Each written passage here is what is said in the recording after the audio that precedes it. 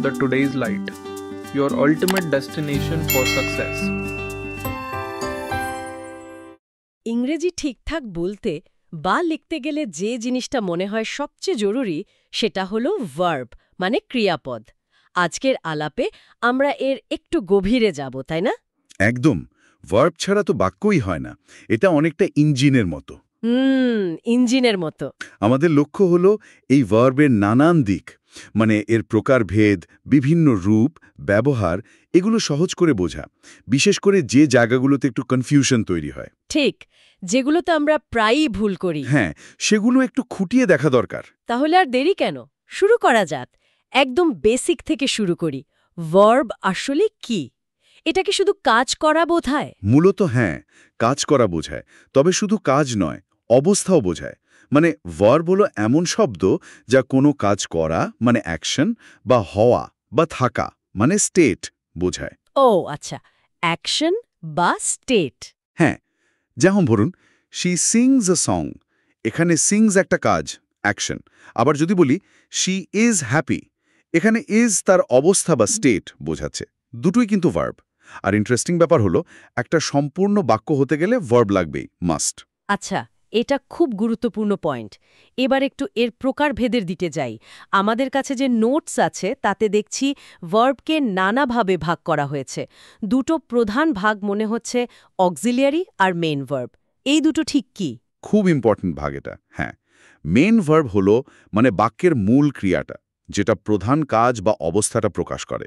যেমন he plays cricket, এখানে plays হলো মেইন ভার্ব।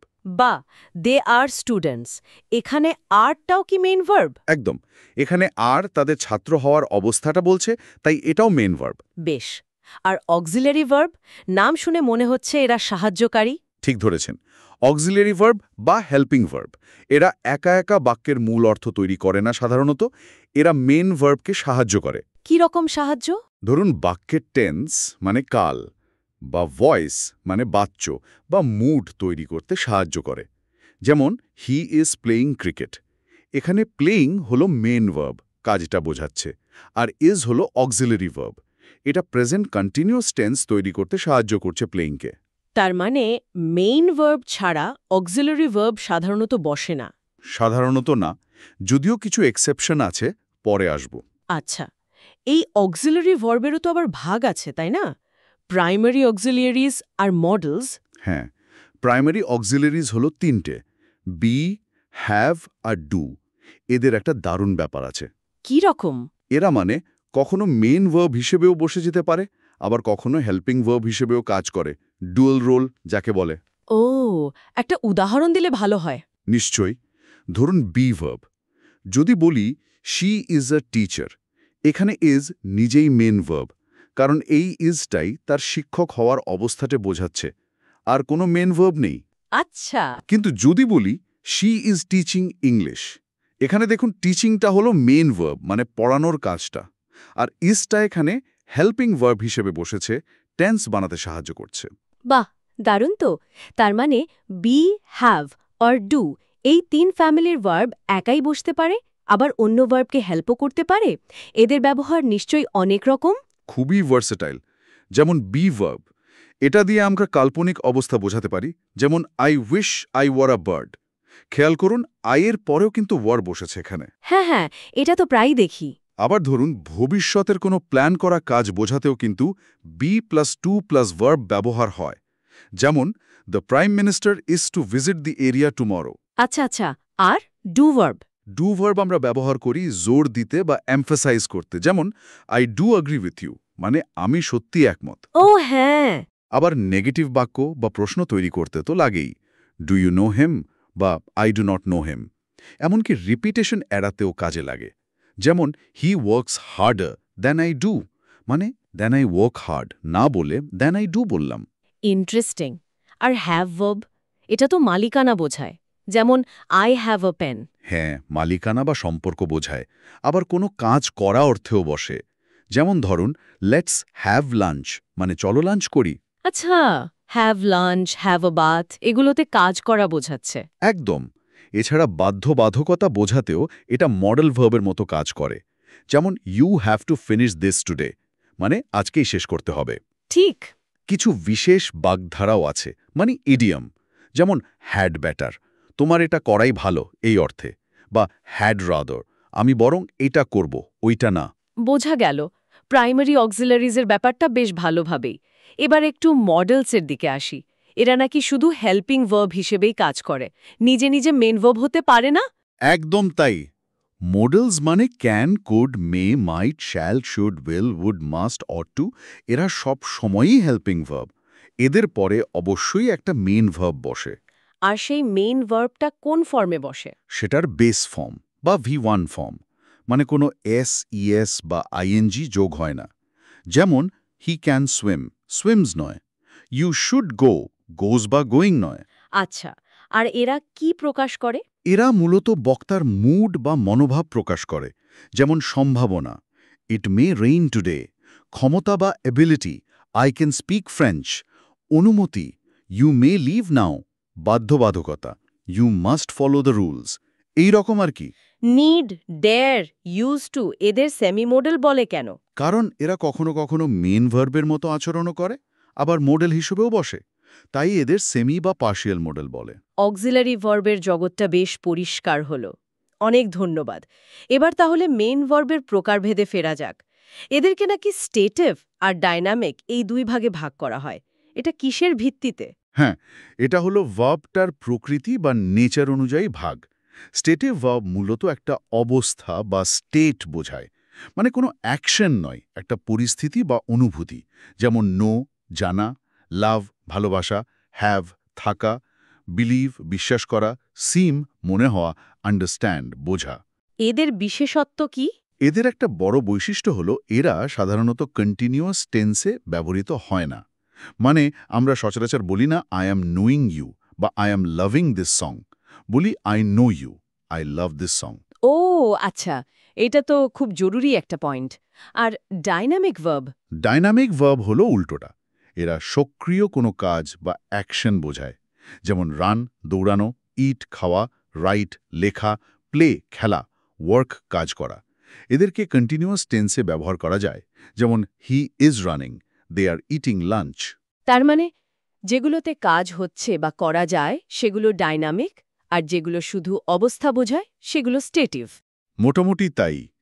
যদিও কিছু ভার্ব আছে যারা দুটো অর্থই ব্যবহৃত হতে পারে, যেমন have, I have a car, stative, কিন্তু I am having lunch, dynamic. আচ্ছা, এই স্টেটিভ ভার্বগুলোকে লিঙ্কিং ভার্ব হিসেবেও কাজ করে? অনেক সময় হ্যাঁ। লিঙ্কিং ভার্ব হলো সেই মেন ভার্ব যা সাবজেক্টকে তার সম্পর্কে এক্সট্রা তথ্য দেওয়া কোনো নাউন বা অ্যাডজেক্টিভের সাথে জুড়ে দেয় বা লিঙ্ক করে। যেমন? যেমন শি ইজ হ্যাপি, এখানে ইজ লিঙ্ক করছে শি আর হ্যাপিকে। বা হি বিকেম আ ডক্টর, এখানে বিকেম লিঙ্ক করছে হি আর এ ডক্টরকে। এই যে is, become, seem, appear, feel, look, smell, taste, sound, এগুলো লিঙ্কিং ভার্ব হিসেবে কাজ করতে পারে। আর খেয়াল করলে দেখবেন এদের বেশিরভাগই আসলে স্টেটিভ প্রকৃতির। ঠিক। মেইন ভার্বের আরেকটা খুব জরুরি ভাগ হলো ট্রানজিটিভ আর ইনট্রানজিটিভ, মানে সকর্মক আর অকর্মক। এটা কিসের ভিত্তিতে করা হয়? এটা করা হয় অবজেক্ট বা কর্মপদ গ্রহণ করার ক্ষমতার উপর ভিত্তি করে। ট্রানজিটিভ ভার্ব বা সকর্মক ক্রিয়ার অর্থ সম্পূর্ণ করার জন্য একটা অবজেক্ট লাগে। অবজেক্টটা চিনব কে করে? সহজ উপায় হল ভার্বকে কি বা কাকে দিয়ে প্রশ্ন করা। উত্তর পেলে সেটাই অবজেক্ট, আর ভার্বটা ট্রানজিটিভ। যেমন শি রোট আ লেটার, প্রশ্ন কি লিখেছিল? উত্তর আ লেটার, এটা অবজেক্ট, তাই রোট এখানে ট্রানজিটিভ। আচ্ছা, তাহলে হি টিচার্স আস ইংলিশ, এখানে কাকে শেখায়? আস, অবজেক্ট। কি শেখায়? English, object. তার মানে টিচার্স ট্রানজিটিভ। একদম, এখানে দুটো অবজেক্ট আছে। ইউএস হলো ইনডাইরেক্ট অবজেক্ট আর ইংলিশ হলো ডাইরেক্ট অবজেক্ট। আর ইনট্রানজিটিভ ভার্ব হলে অবজেক্ট লাগবে না? ঠিক। ইনট্রানজিটিভ ভার্ব বা অকর্মক ক্রিয়ার অবজেক্ট থাকে না। এরা নিজেরাই সম্পূর্ণ অর্থ প্রকাশ করতে পারে, অথবা এদের পরে অ্যাডভার্ব বা প্রেপোজিশনাল ফ্রেজ বসে যা অবজেক্ট নয়। যেমন? যেমন বার্ডস ফ্লাই, পাখিরা ওড়ে। এখানে কি ওড়ে বা কাকে ওড়ে প্রশ্ন করলে উত্তর নেই, তাই ফ্লাই এখানে ইনট্রানজিটিভ। বা হি স্ল্যাপড সাউন্ডলি। সে শান্তিতে ঘুমিয়েছিল। কি ঘুমিয়েছিল বা কাকে ঘুমিয়েছিল? উত্তর নেই। সাউন্ডলি এখানে অ্যাডভার্ব, তাই স্ল্যাপড ইনট্রানজিটিভ।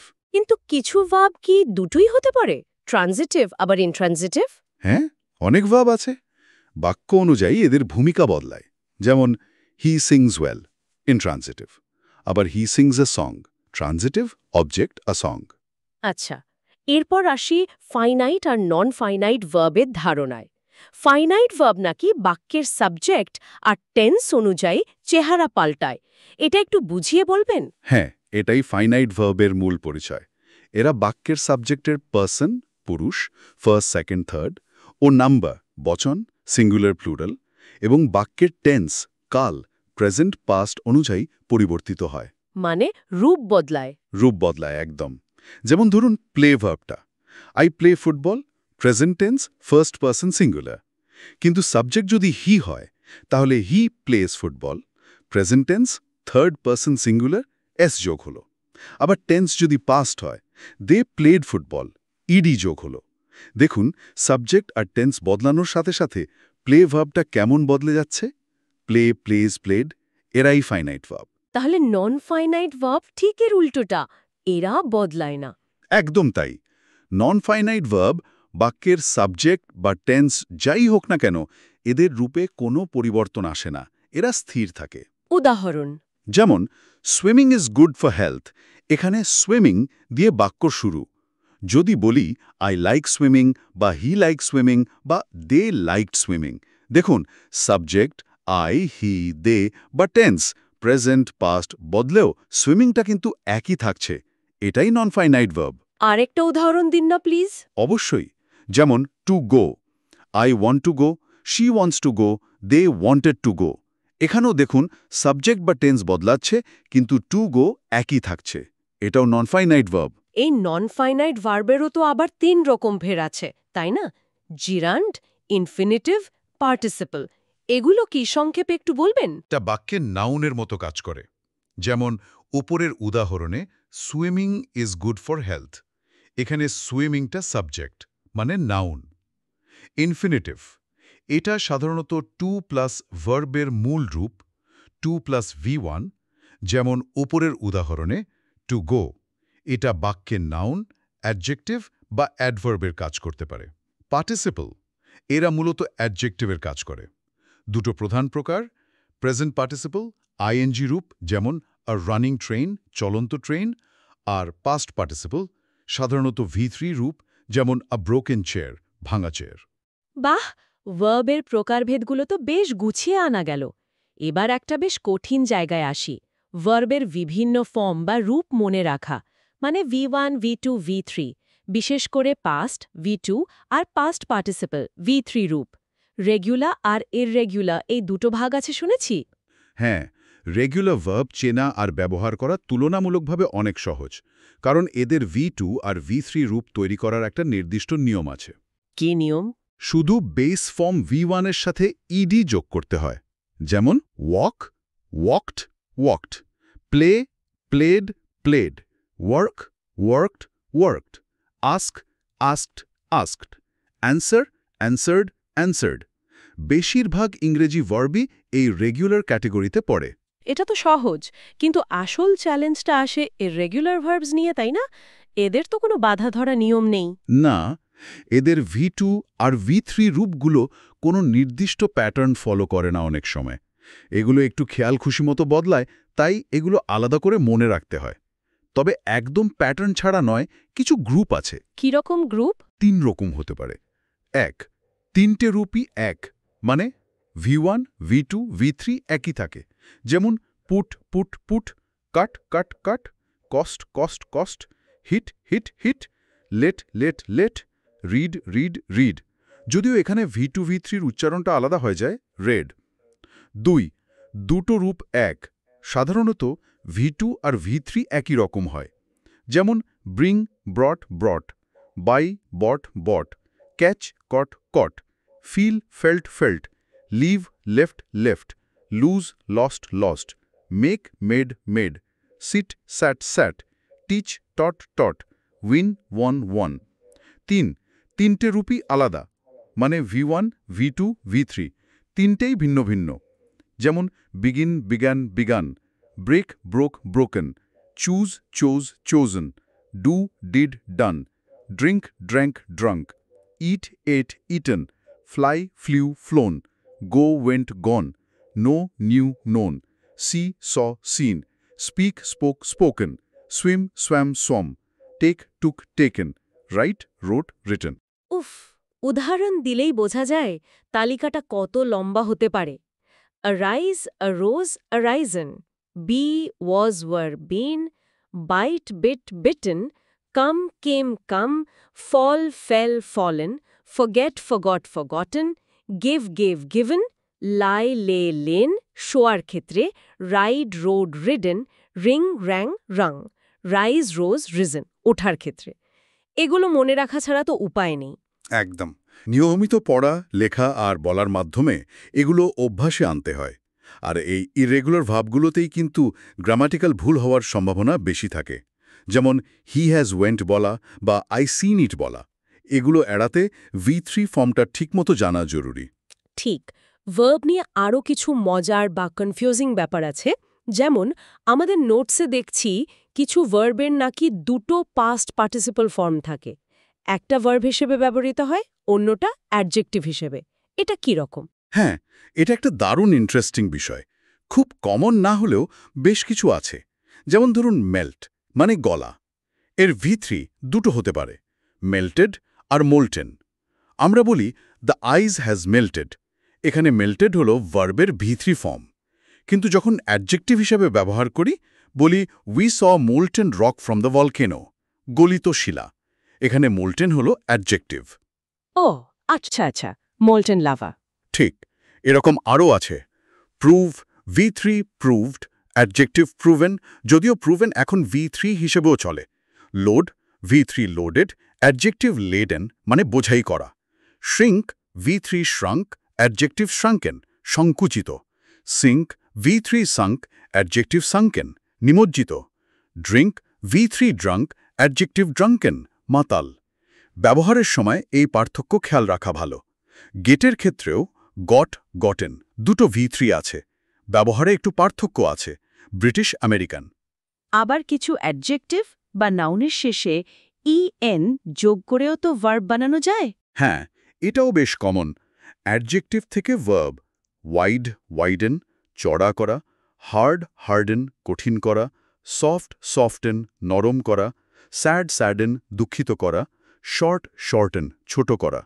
নাউন থেকে ভার্ব, হাইট, হাইটেন উচ্চতা বাড়ানো, স্ট্রেংথ, স্ট্রেংথেন শক্তিশালী করা, থ্রেট, থ্রেটেন ভয় দেখানো, লেংথ, লেংথেন লম্বা করা। এগুলোর বানান লেখার সময়ও কিছু নিয়ম আছে মনে হচ্ছে। যেমন স্যাড থেকে স্যাডেনে ডি ডাবল হল। হ্যাঁ, কিছু বানানের নিয়ম আছে। যেমন এক সিলাবেলের শব্দ যদি কনসোনেন্ট ভাউল কনসোনেন্ট দিয়ে শেষ হয় স্যাড, তাহলে শেষের কনসোনেন্টের ডাবল হয়ে এন যোগ হয় স্যাডেন। Flat, flatten. ব্রিটিশ আর আমেরিকান ইংরেজির মধ্যেও নাকি কিছু ভার্বের V2, V3 রূপে পার্থক্য দেখা যায়, ইডির বদলে টি ব্যবহার। হ্যাঁ, কিছু ভার্ব আছে যেমন learn, burn, dream, spoil, smell. এগুলোর V2, V3 রূপে ব্রিটিশ ইংরেজিতে প্রায়শই learned, burned, dreamed, spoiled, smelled ব্যবহার করা হয়। আমেরিকান ইংরেজিতে সাধারণত learned, burned, dreamed, spoiled, smelled ব্যবহার হয়। দুটোই ঠিক, তবে কনটেক্সট অনুযায়ী একটা বেশি প্রচলিত হতে পারে। তবে অ্যাডজেক্টিভ হিসেবে কিন্তু বার্নড পড়া বা ড্রেমড স্বপ্নে দেখা উভয় ক্ষেত্রেই বেশি চলে। এবার আসি সেই অংশে যা সম্ভবত সবচেয়ে বেশি কনফিউশন তৈরি করে, কনফিউজিং পেজ। মানে এমন কিছু জোড়া বা গ্রুপ ভার্ব যাদের বানান বা অর্থ খুব কাছাকাছি কিন্তু ব্যবহার একেবারে আলাদা। যেমন লাই আর লে, এটা তো মারাত্মক, আমার নিজেরই গুলিয়ে যায়। এটা সত্যি খুব ট্রিকি, কারণ এখানে দুটো ভিন্ন অর্থের লাই আছে। একটু ভেঙে বলি। 1. লাই ইনট্রানজিটিভ, এর মানে হল শোয়া বা কোনো জায়গায় আনুভূমিকভাবে থাকা। এরপরে কোনো অবজেক্ট বসে না। এর রূপগুলো হল লাই, লে, লাইন। Present participle lying. উদাহরণ, he lay on the sofa yesterday. সে গতকাল সোফায় শুয়েছিল। Past tense V2। The keys are lying on the table. চাবিগুলো টেবিলে পড়ে আছে। Present participle. 2 lie intransitive. এর মানে হল মিথ্যে কথা বলা। এটাও ইনট্রানজিটিভ, অবজেক্ট লাগে না, কিন্তু এটা একটা রেগুলার ভার্ব। এর রূপগুলো হল lie, lied, lied. Present participle lying. উদাহরণ, she lied about her age. সে তার বয়স নিয়ে মিথ্যে বলেছিল। 3 লে ট্রানজিটিভ। এর মানে হল কোনো কিছুকে রাখা বা স্থাপন করা, অথবা পাখির ডিম পাড়া। এরপরে অবশ্যই একটা অবজেক্ট লাগবে। এর রূপগুলো হল লে, laid, laid. Present participle laying. উদাহরণ, লে the books on the table. বইগুলো টেবিলে রাখো। Base form. দ্য হেন laid an egg this morning. মুরগিটা আজ সকালে একটা ডিম পেড়েছে। Past tense V2। বাপরে, লাই লাইড লেন শোয়া, আর লাই লাইড লেড মিথ্যে বলা, আর লে লেড লেড রাখা ডিম পাড়া। প্রেজেন্ট পার্টিসিপেলটা আবার দুটোরই লাইং। এটা খুব সতর্কভাবে মনে রাখতে হবে। অবশ্যই প্র্যাকটিস দরকার। হ্যাং নিয়েও তো দুটো আলাদা রূপ আছে অর্থ অনুযায়ী। হ্যাঁ, যখন অর্থ হয় কোনো জিনিস ঝুলানো, তখন এটা irregular. Hang, Hang, hung. He hung the painting on the wall. কিন্তু যখন অর্থ হয় ফাঁসি দেওয়া, তখন এটা regular. Hang, hanged, hanged. The murderer was hanged for his crime. আচ্ছা, আফেক্ট আর ইফেক্ট, একটা ভার্ব অন্যটা নাউন, এটাই তো মূল পার্থক্য। সাধারণত তাই। আফেক্ট এ দিয়ে শুরু, ভার্ব মানে প্রভাবিত করা। The bad weather affected our travel plans. Effect E দিয়ে শুরু, নাউন মানে প্রভাব বা ফলাফল। The effect of the medicine was immediate. তবে খুব কম ক্ষেত্রে ইফেক্টকে ভার্ব হিসেবেও ব্যবহার করা হয়, যার মানে ঘটানো বা সম্পন্ন করা। The new manager wants to effect significant changes. কিন্তু এটা বেশ ফর্মাল ব্যবহার। অ্যাডভাইজ আর অ্যাডভাইজ, বানান আর উচ্চারণ দুটোই কি আলাদা? হ্যাঁ, অ্যাডভাইস শেষে এস সাউন্ড, অ্যাডভাইস নাউন মানে উপদেশ। Can you give me some advice? এটা আনকাউন্টেবল নাউন। অ্যাডভাইস শেষে জেড সাউন্ড, অ্যাডভাইস ভার্ব মানে উপদেশ দেওয়া। I advise you to study harder. Rise আর রেজ, একটা নিজে ওঠে, অন্যটা কোনো কিছু তোলে, তাই তো? একদম ঠিক। রাইজ ইনট্রানজিটিভ মানে নিজে নিজে ওঠা বা বৃদ্ধি পাওয়া। V2 rose, V3 reason. The sun rises in the east. Prices have reason sharply. এর অবজেক্ট লাগে না। রেজ ট্রানজিটিভ মানে কোনো কিছুকে তোলা বা কোনো প্রসঙ্গ উত্থাপন করা। V2 raised, V3 raised. Please raise your hand if you have a question. They raised a lot of money for charity. এর অবজেক্ট লাগে। সি, লুক, ওয়াচ, দেখার মধ্যেও এত সূক্ষ্ম পার্থক্য, এগুলো একটু বলবেন? হ্যাঁ, ব্যবহারের পার্থক্য আছে। সি হল সাধারণভাবে চোখে পড়া, হয়তো অনিচ্ছাকৃতভাবে। I saw a bird in the tree. Look হল কোনো কিছুর দিকে ইচ্ছাকৃতভাবে দৃষ্টি ফেরানো বা তাকানো। এরপরে প্রায়ই অ্যাট, ফর, আফটার, আপ ইত্যাদি প্রেপোজিশন বসে। Look at the blackboard, look for your keys. আর ওয়াচ হল মনোযোগ দিয়ে কোনো কিছু দেখা যা নড়াচড়া করছে বা পরিবর্তিত হচ্ছে, সাধারণত কিছুক্ষণ ধরে। We watched a movie last night. He is watching the children play. এই পার্থক্যগুলো জানাটা কমিউনিকেশনের জন্য খুব জরুরি। এরকম তো আরও অনেক কনফিউজিং পেয়ার্স আছে আমাদের লিস্টে। অ্যাডপ্ট দত্তক নেওয়া, গ্রহণ করা। অ্যাডাপ্ট মানিয়ে নেওয়া বা খাপ খাওয়ানো। অ্যাডাপ্ট দক্ষ। কমপ্লিমেন্ট পরিপূরক, কমপ্লিমেন্ট প্রশংসা। ইনশিওর নিশ্চিত করা, ইনশিওর বীমা করা, অ্যাশিওর আশ্বস্ত করা। বড় ধার নেওয়া, লেন্ড ধার দেওয়া। লুজ হারানো, লুজ ঢিলে। Practice noun British, practise verb British, কিন্তু আমেরিকায় দুটোই প্র্যাকটিস। বাপরে! হ্যাঁ, তালিকাটা বেশ লম্বা। ডেজার্ট মানে মরুভূমি ত্যাগ করা। ডেজার্ট মানে মিষ্টি। ফাউন্ড মানে ফাইন্ডের পাস্ট। ফাউন্ডেড মানে প্রতিষ্ঠা করা। এই পার্থক্যগুলো জানা এবং ঠিক জায়গায় ব্যবহার করাটা ইংরেজি ভাষায় স্বচ্ছতা আর নির্ভুলতার জন্য খুবই জরুরি। আমাদের হাতে থাকা উপাদানগুলোতে এগুলোর অনেক উদাহরণ আর অনুশীলন দেওয়া আছে, যা চর্চা করলে ধীরে ধীরে আয়ত্তে আনা সম্ভব। ঠিক। এবার কালোকেশনস বা অ্যাপ্রোপ্রিয়েট ভার্বস নিয়ে একটু কথা বলা যাক। মানে কিছু বিশেষ্য বা বিশেষণের সাথে নির্দিষ্ট ভার্ব ব্যবহার না করলে ঠিক স্বাভাবিক শোনায় না বা ভুল শোনায়। একদম। এগুলো হলো শব্দ জুটি, যা নেটিভ স্পিকাররা স্বাভাবিকভাবেই একসাথে ব্যবহার করেন। এগুলো কোনো ধরাবাঁধব ব্যাকরণের নিয়ম না, কিন্তু ভাষার স্বাভাবিকতার জন্য খুব গুরুত্বপূর্ণ। যেমন আমরা বলি make a mistake, do a mistake নয়, take a risk, give a risk নয়, কমিট সুসাইড বা commit a crime, do suicide crime নয়। পে অ্যাটেনশন, গিভ অ্যাটেনশন নয়। হ্যাঁ, পে হমেজ, শ্রদ্ধা জানানো, ব্রেক আ রেকর্ড, কাটা রেকর্ড নয়, রেজ অ্যাওয়ারনেস, সচেতনতা বৃদ্ধি করা, লিফট অ্যাওয়ারনেস নয়, লেভেল চার্জেস, অভিযোগ আনা, টেক রিভেঞ্জ, প্রতিশোধ নেওয়া, কিপ আ প্রমিস, কথা রাখা, টেল আ লাই, মিথ্যে বলা, কিন্তু স্পিক দ্য ট্রুথ, সত্যি বলা। ডেলিভার আ স্পিচ, রান আ বিজনেস, ক্যাচ আ কোল্ড, সেভ টাইম, এরকম অজস্র আছে। ঠিক, এই কোলোকেশনগুলো জানলে এবং ব্যবহার করলে ভাষা অনেক বেশি সাবলীল, স্বাভাবিক আর ইমপ্রেসিভ শোনায়। আমাদের নোটসে এর অনেক উদাহরণ আছে। বিভিন্ন প্রাণী বা বস্তুর ডাক বা শব্দের জন্যও তো নির্দিষ্ট ভার্ব আছে ইংরেজিতে, যেমন পাতা কাপার শব্দ বা পাখির ডাক, এগুলোও কি জানা দরকার? হ্যাঁ, এগুলো ভাষাকে আরও বর্ণময় আর সমৃদ্ধ করে তোলে।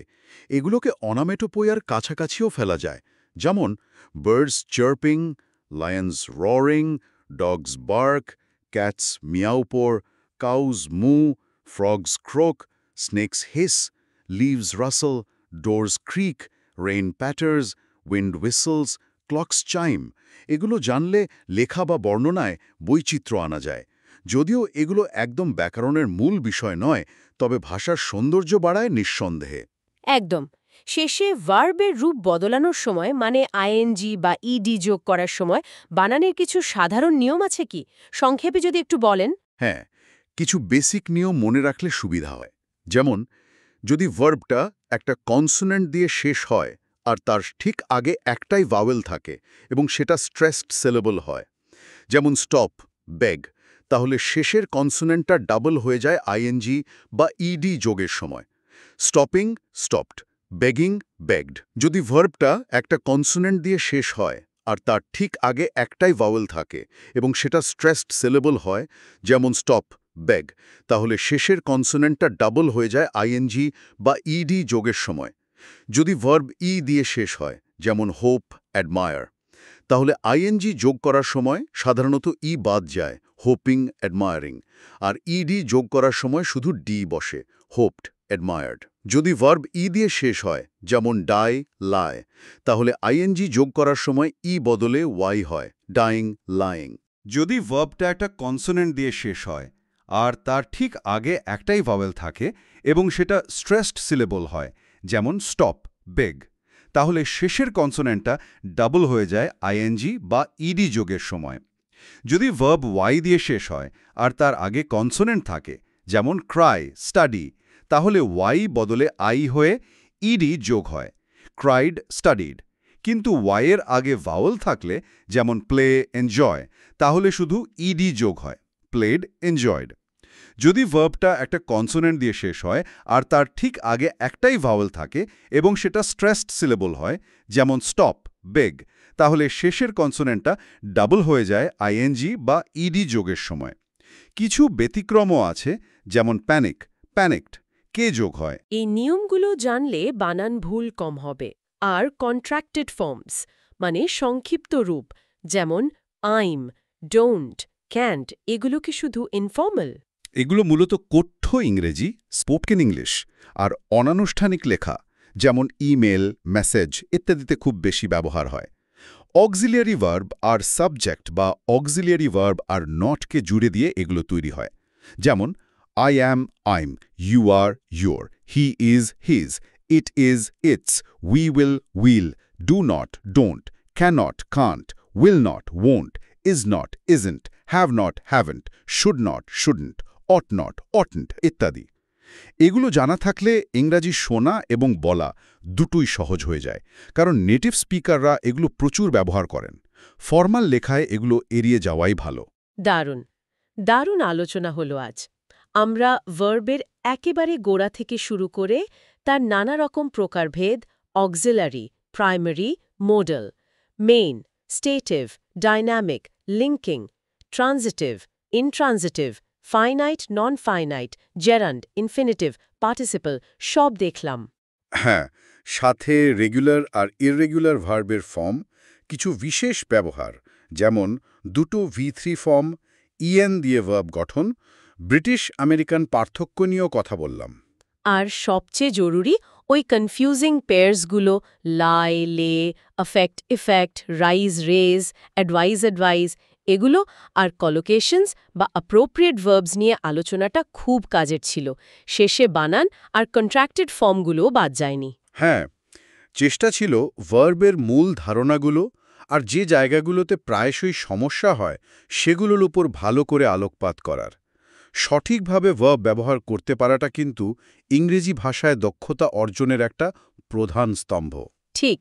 প্রতিটি ভার্ব, প্রতিটি রূপের নিজস্ব অর্থ, নিজস্ব শক্তি, নিজস্ব ব্যঞ্জনা আছে, যা আমাদের কমিউনিকেশনকে আরও নিখুঁত, আরও অর্থবহ করে তুলতে পারে।